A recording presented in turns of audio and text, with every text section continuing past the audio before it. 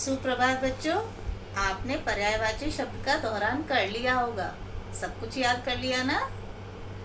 अब हम करेंगे पाठ 2 अनोखा हॉर्न हास्य कथा का दोहरान कार्य। इस कथा में यह समझाया गया है कि जीवन में बहुत बार ऐसी परिस्थितियां आ जाती है कि हम न चाहते हुए भी हास्यास्पद स्थिति का शिकार बन जाते हैं।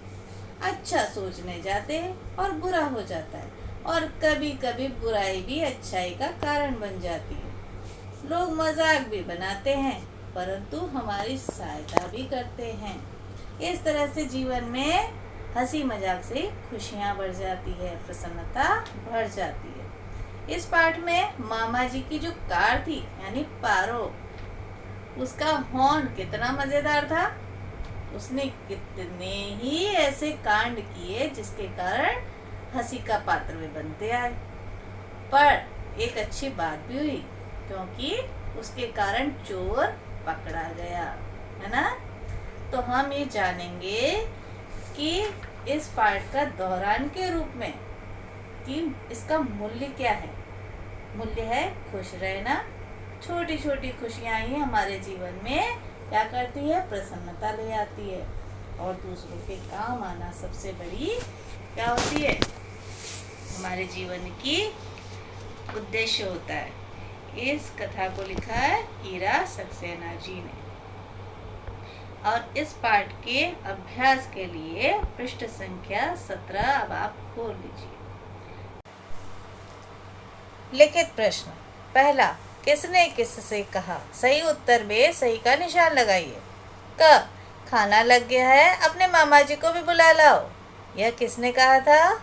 गौरव ने संजू से, अम्मा ने गौरव से, और अम्मा ने गौरव और संजू से कहा था। ये 3 विकल्प दिए गए, उसमें से अंतिम विकल्प सही है। किसने कहा था? अम्मा ने गौरव और संजू से कहा था।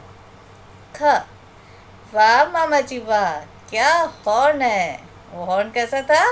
तो ये किसने कहा था? मामा जी ने संजू से कहा था। क्या संजू ने मामा जी से कहा था, या संजू ने गौरव से कहा था? कौन सा विकल्प सही है?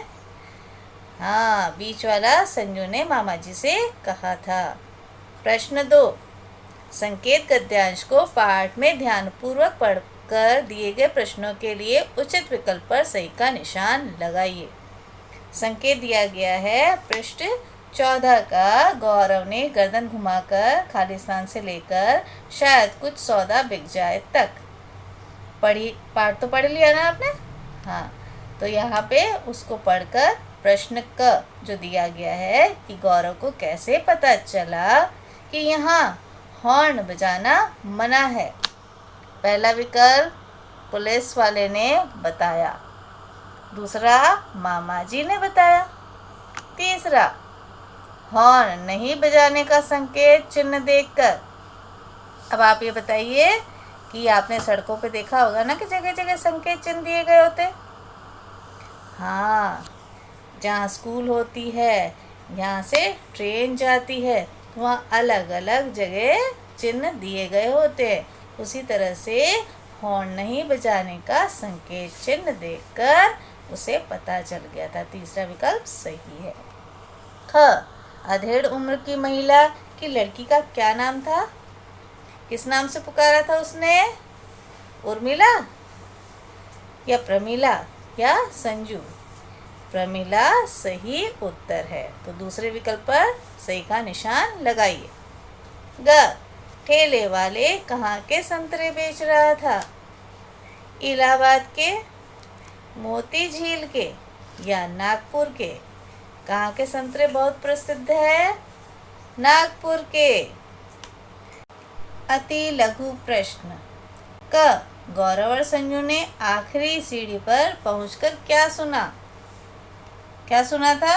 हॉर्न का स्वर सुना था। बड़ा ही कर्कश हॉर्न था, है ना। ख, पुलिस वाले के क्रोध का क्या कारण था? क्योंकि मामा जी ने क्या किया था?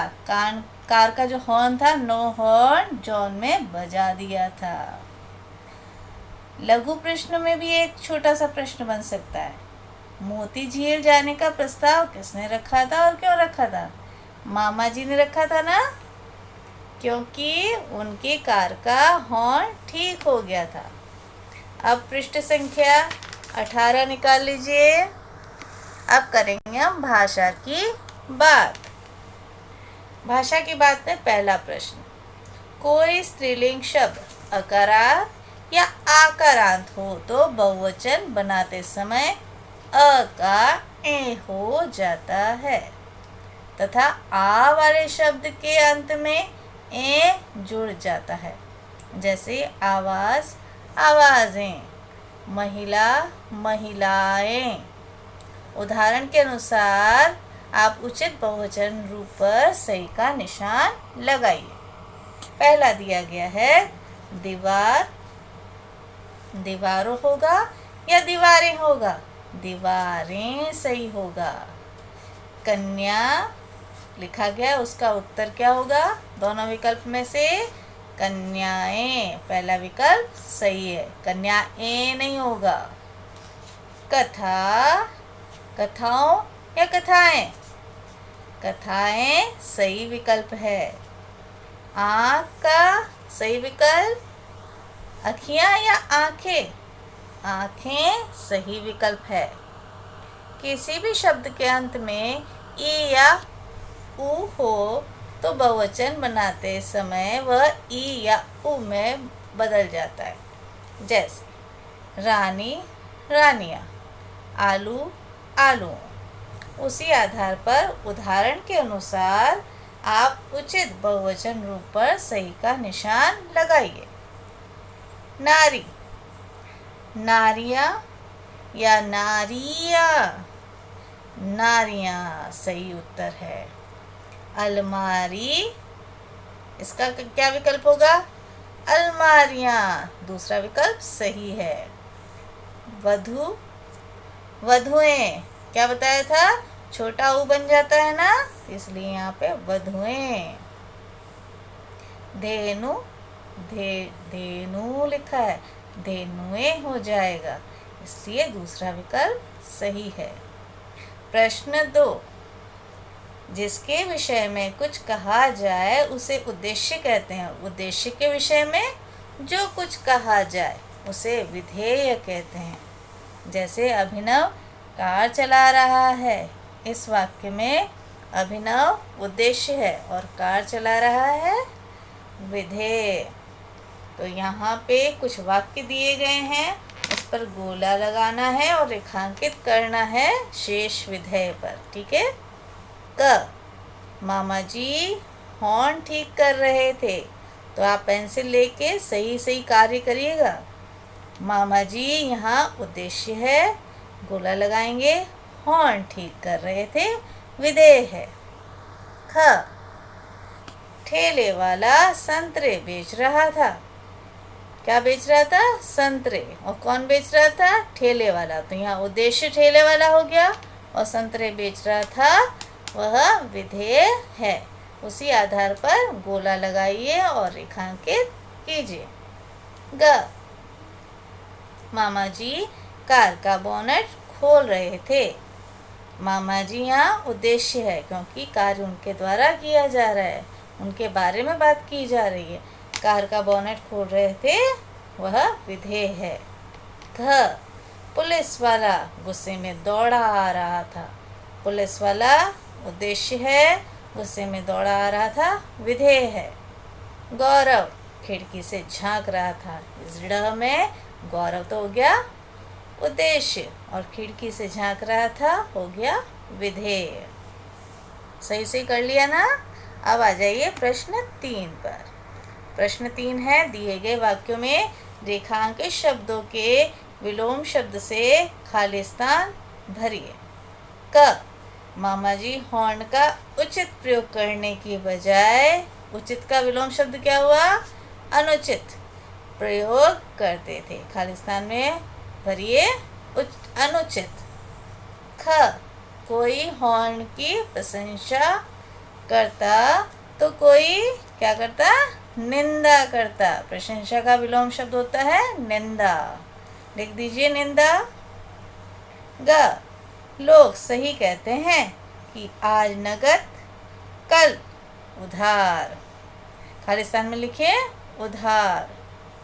घ, लगातार निकलते स्वर ने अंधकार को क्या कर दिया? प्रकाश में बदल दिया। इसलिए लिखिए खालिस्तान में प्रकाश। चौथा प्रश्न, जो शब्द सुनने में एक जैसे लगते हैं लेकिन उनके अर्थ अलग अलग होते हैं, उन्हें श्रुतिसम भिन्नार्थक शब्द कहते हैं। जैसे अपेक्षा, तुलना में, उपेक्षा, निरादर।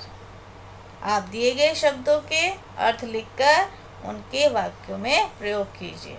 अब यहाँ लिखे गए वाक्य और अर्थ जो है वह मैं बोलूँगी और आप अपनी पुस्तिका में या पुस्तक में भर लीजिएगा।